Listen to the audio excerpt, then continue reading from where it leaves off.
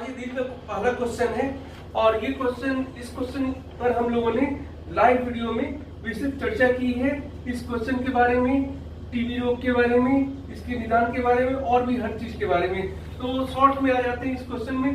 केंद्रीय स्वास्थ्य मंत्रालय ने किस रोग के इलाज के लिए BPALM पद्धति को स्वीकृति दी है? तो MDR टीबी के उपचार के लिए। तो टीबी जो तपेदिक रोग है वो एक संक्रामक रोग है, कम्युनिकेबल डिजीज है, जो कि एक व्यक्ति से दूसरे व्यक्ति में फैलता है। ये फैलता है एक बैक्टीरिया के कारण, जिसे जो टीबी का बैक्टीरिया उसको कहते हैं माइकोबैक्टीरियम ट्यूबरकुलोसिस। तो ये हो गया। अब इसके लिए जो बच्चों में है वो टीका दिया जाता है, BCG का टीका दिया जाता है।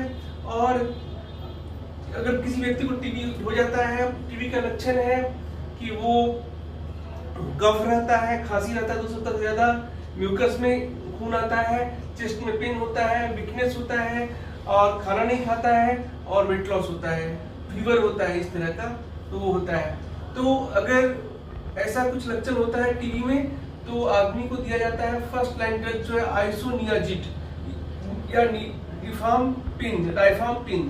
तो ऐसा होता है कि उपचार ठीक से नहीं होने पर फिर टीबी जैसे लगता है कि ठीक हो गया है लेकिन ठीक नहीं होता है, तो फिर से उभर के आता है। तो MDR टीबी होता है, मल्टी ड्रग रेजिस्टेंस टीबी, जो कि ज्यादा खतरनाक होता है, ज्यादा जोर से आता है और इससे ज्यादा तकलीफ होता है रोगी को।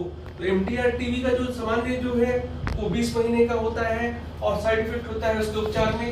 लेकिन अब सरकार ने BPALM पद्धति को दिया, जिसमें प्रोटामैनिड, बेडेक्विलिन और लिनोजोलिड और मॉक्सीफ्लॉक्सेटिन ये दवा दिया जाएगा, इसका कॉम्बिनेशन दिया जाएगा, जो कि 6 महीने का और कोई साइड इफेक्ट नहीं होगा। लेकिन अगर MDR टीबी को भी अगर ठीक से नहीं देखा जाए तो वो XDR TB, extremely drug resistant TB में ले जाता है, जो कि लगभग सभी दवाओं से ये उस पर काम नहीं करते हैं।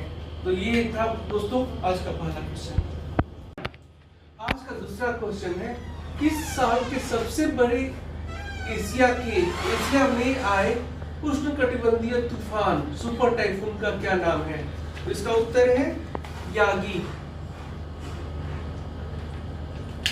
तो इसके बारे में जान लेते हैं। इस साल के एशिया के सबसे बड़े तूफान सुपर टाइफून यागी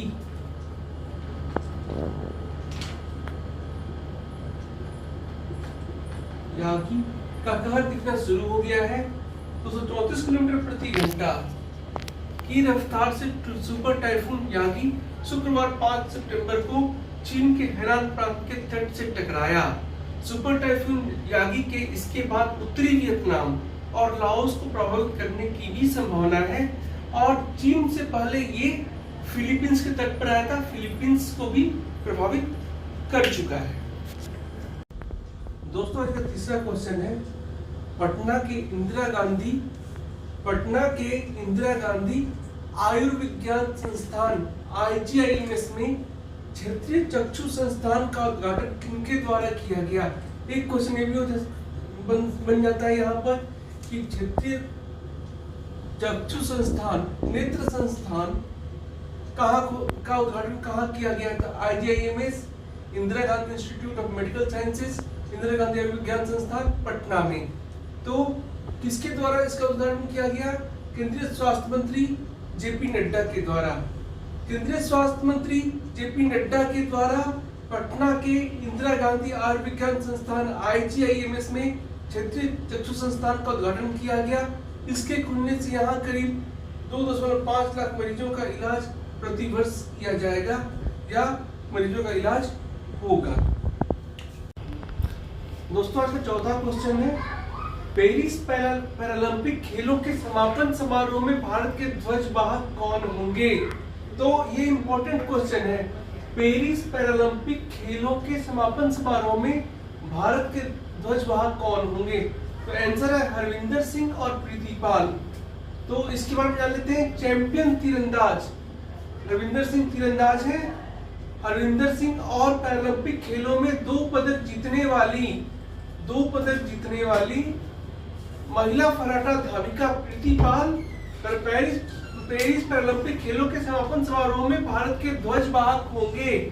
33 वर्षीय हरविंदर सिंह पैरालंपिक खेलों के तीरंदाजी प्रतियोगिता में स्वर्ण जीतने वाले पहले भारतीय हैं। हरविंदर सिंह जो समापन समारोह में ध्वजवाहक होंगे, स्वर्ण जीतने वाले पहले भारतीय हैं पैरालंपिक खेलों में।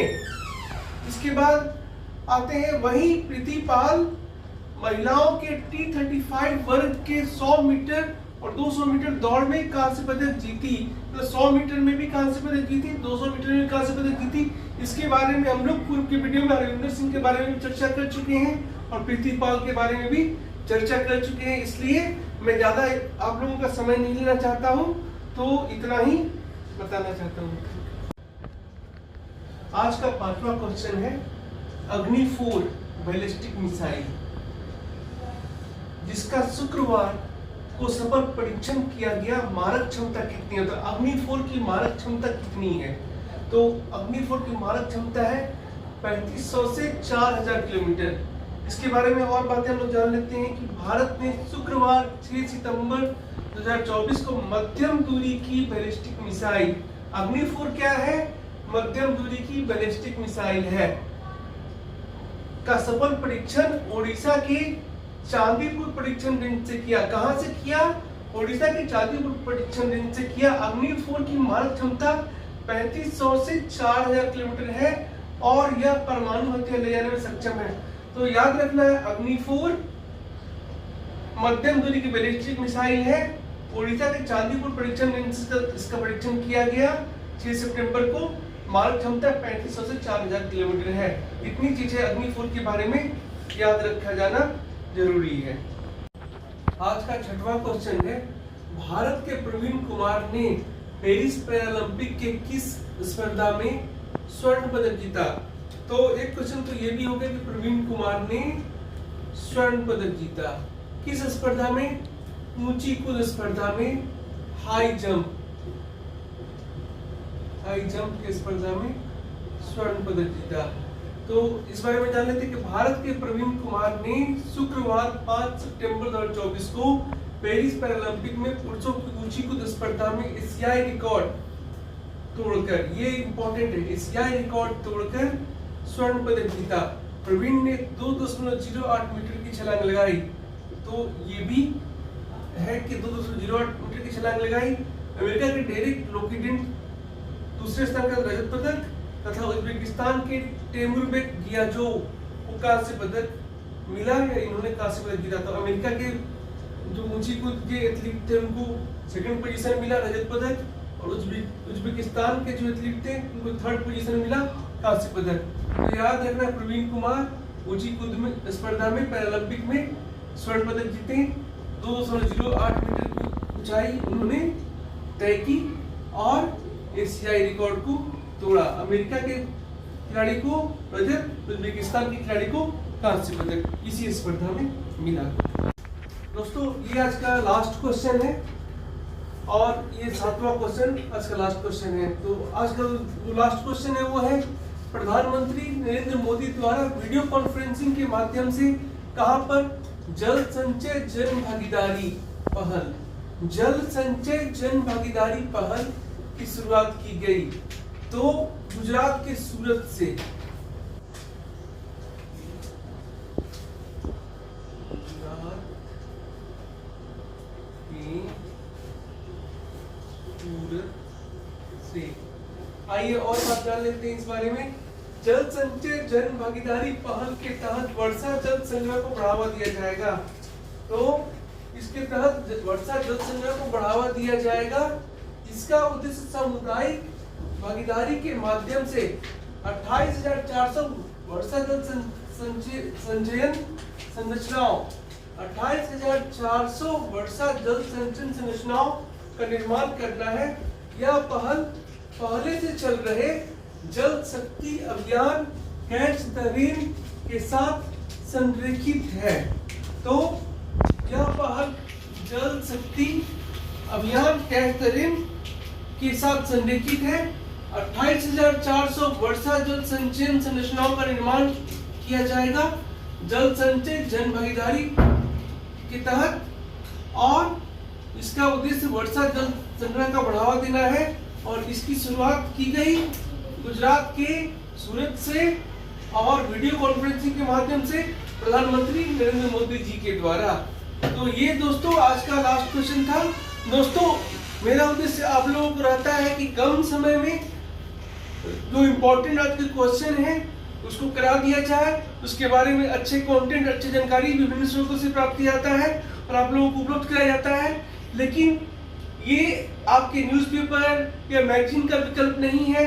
आप लोग खुद से भी करंट अफेयर्स की तैयारी कीजिए, क्योंकि ऐसा हो सकता है कि मेरे द्वारा कुछ इंपॉर्टेंट क्वेश्चन छूट जाए, नजर नहीं पड़े, या फिर और दूसरे भी स्रोत हैं जिसमें और इम्पोर्टेंट क्वेश्चन आए जो जिस तक मेरा पहुंच नहीं हो। तो आप भी अपनी तरफ से कोशिश करें, मेरी तरफ से तो आप लोग को बेस्ट क्वेश्चन, बेस्ट कंटेंट देने का प्रयास किया ही जाता है। Thank you.